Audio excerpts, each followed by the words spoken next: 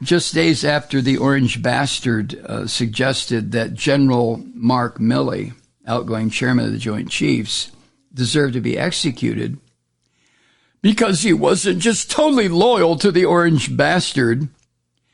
Now, when was this? Yesterday, the Orange Vomit was in California, in Anaheim. I guess it was Wednesday. Yeah, it was Wednesday. The Orange Bastard declared it was time for the police to simply shoot shoplifters on sight. Just shoot them. Now, that idea, to me, came straight out of the vigilante playbook of the recent dictator, criminal son of a bitch in the Philippines, ex-president Rodrigo Duterte, remember him? He advocated hiring the unemployed to go out and kill suspects. And it wound up with Duterte was ordering the assassination of people who might be selling a joint or smoking a joint in the street. Shoot them dead. And they were shot dead. Nobody knows how many people Duterte had killed in the Philippines, but it runs into the tens of thousands. And then there's ex-president Jair Bolsonaro of Brazil, who campaigned on the slogan that, quote, a good criminal is a dead criminal. And he talked about he was going to put public workers to work preparing graves for all the criminals that he would have assassinated during his presidency. This is where Trump is going. This is where Trump is going. Now, Trump doesn't need these other people to stimulate his psychopathology, his fetishness, is that the right word, about violence. Throughout his political career, he's talked about state and paramilitary violence. And look how he inspired people to attack the Capitol and try to overthrow the government. Trump is a big advocate of violence, viciousness, murder, mayhem, just like the Christian fascists who worship at his feet. This is what they're about. This is what we have to accept this. You know, this is what I think I said yesterday. I don't understand why the media gathers outside these court hearings in Manhattan and wait for this pig to come out and grunt and snort and slime and tell his lies and his bullshit while television networks, legitimate news sources, sit there and suck it up and broadcast it live to their audiences. The television cameras who are there are, in fact,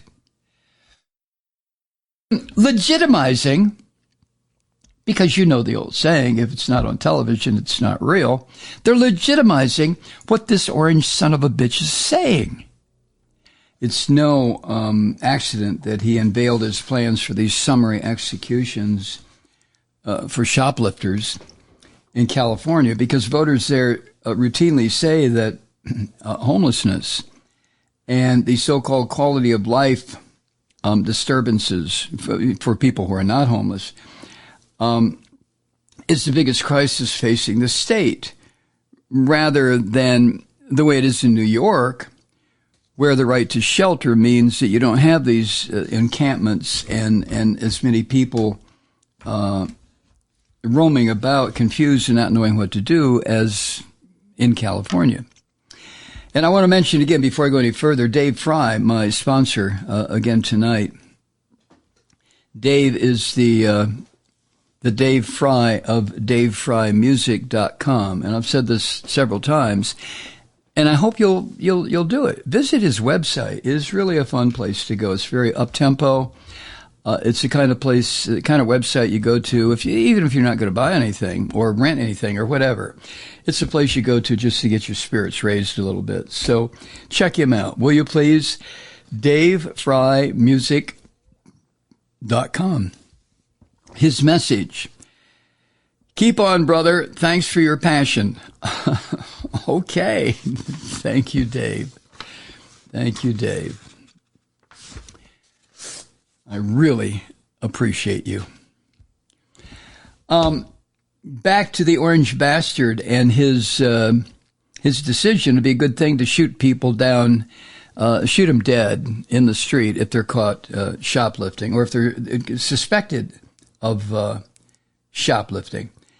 And this is the latest garbage out of this bastard's mouth, his fantasies of violence to cure things that need intensive attention and thoughtfulness, to solve some of the homeless problems that we have, some of the income inadequacies that are rampant in this society that result in people being without a place to live, desperate maybe for something to eat or something to drink. Trump's solution? Kill them. Just fucking kill them. Remember at the very beginning when he said that horrible goddamn American carnage speech when he was inaugurated? It's going to stop right here and right now.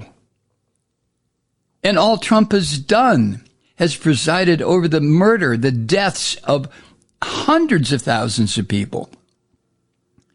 With his insistence that guns should be every person's right to carry an AR-15 to go to Target if they want to, his ineptitude, his lack of leadership where it concerned or when it concerned the pandemic. Oh, man. Remember what he wanted done during the protests that came in the wake of George Floyd's murder? He wanted protesters shot dead in the street. And he ramped up his bullshit about Democratic city leaders who couldn't take care of their cities, couldn't keep them secure. So he sent the National Guard into Portland, Oregon. Remember that? And the local leadership of that city didn't want the National Guard to come in. And the purpose of that was to put a damper on the protests that were going on there. Remember when the Orange Bastard called the city of Baltimore, quote, a disgusting rat and rodent infested mess, end quote? And he wanted to set up a federal or several federal detention camps for California's homeless population. This is Hitler. This is Duterte. This is Bolsonaro. This is Erdogan. I mean, this is every filthy goddamn dictator wannabe on the planet. And he wants to be president again. And as many as 35 or 40% of people who think they're Republicans want him to be president again. This is sick. Sick. At that Republican gathering in Anaheim on Wednesday, he said he would send in the military to help police where it concerns crime in the cities, which is prohibited by the Constitution, the Posse Comitatus Act, that it can't be done. But, you know, rules, laws, and maybe it's not part of the Constitution, but it's the Posse Comitatus Act that says the military cannot be used for policing action. But Trump doesn't give a shit. Neither did the Christian fascists. They don't care about whatever the Constitution or state laws or federal laws or city laws. They don't care what the law is. To the Christian fascists, the law is pliable and it can change whenever they want it to change to their benefit. Period.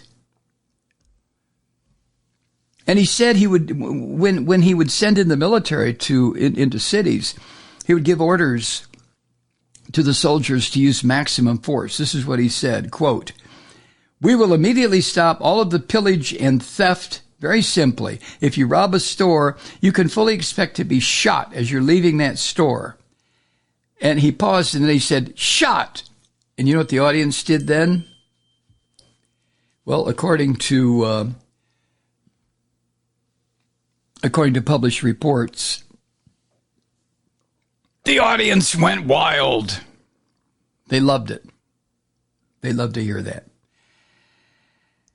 So there's no way to avoid what it is. Purely and simply, it is support of killing people who appear to be committing a crime, who are suspect of committing a crime. Extrajudicial killing. If you see something that looks to you as if it is a criminal act, you can shoot the person dead.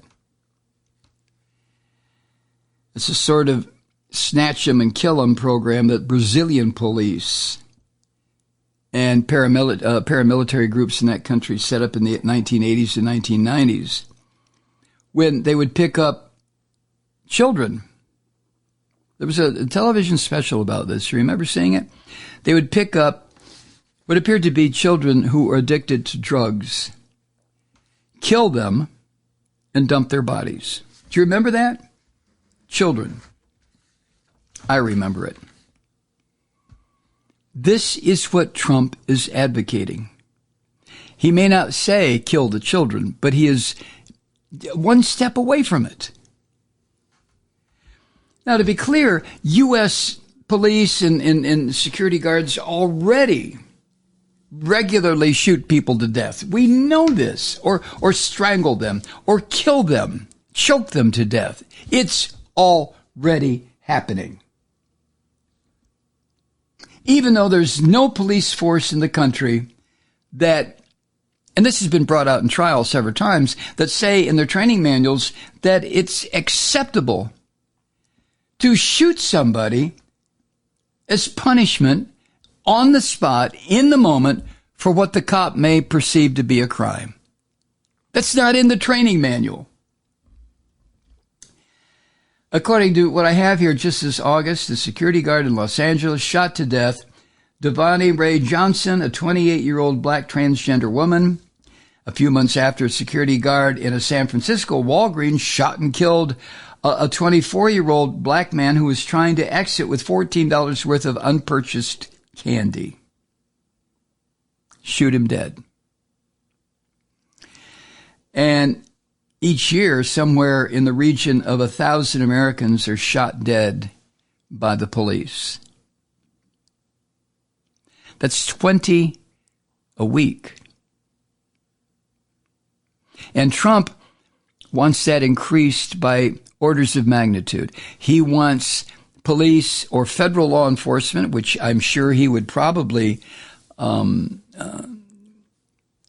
put into being, a federal police force to go around like vigilantes, like Duterte did in the Philippines, and just shoot people to death.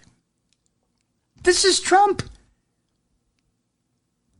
This is Trump.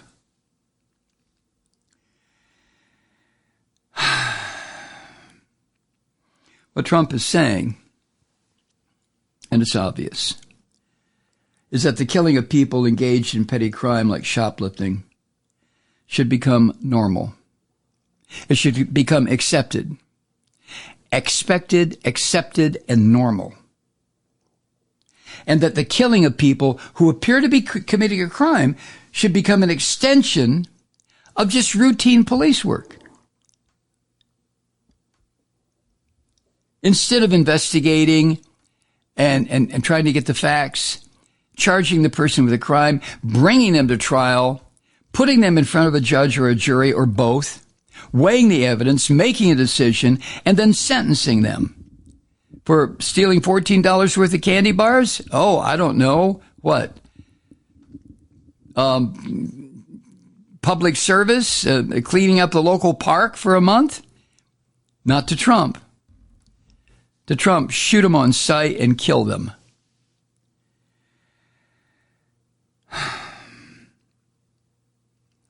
This is part of the vision of fascism that Trump has been slowly rolling out every time he has one of these impromptu gatherings in front of the courthouse in Midtown Manhattan, or when he is giving a speech in Anaheim. Very slowly, but inexorably, this rotten fascist son of a bitch, Donald Trump, is in his sick way normalizing the idea of a fascist response to anything that might happen, real or imagined, in this country. We have to be aware of this. I mean, we do. We have to. And we have to do something to stop it. Hi, Truth Seekers. Mike Malloy here. You know, the Progressive Voices Network brings you commercial-free commentary from today's leading progressive radio hosts and pundits, like me, Mike Malloy, 24 hours a day. I'm not your typical old guy from the 80s or the 90s talk radio host, and Progressive Voices is not your typical talk radio network. It's a listener-supported nonprofit with no corporate control whatsoever over our broadcast. So hosts like me, Mike Malloy, are free to rant and scream and carry on about whatever we like. We're often controversial, but we're never boring. Weeknights, 9 p.m. in the East, 6 p.m. in the West on the Progressive Voices Network. Always progressive, always on. I'm Mike Malloy. Keep it lit.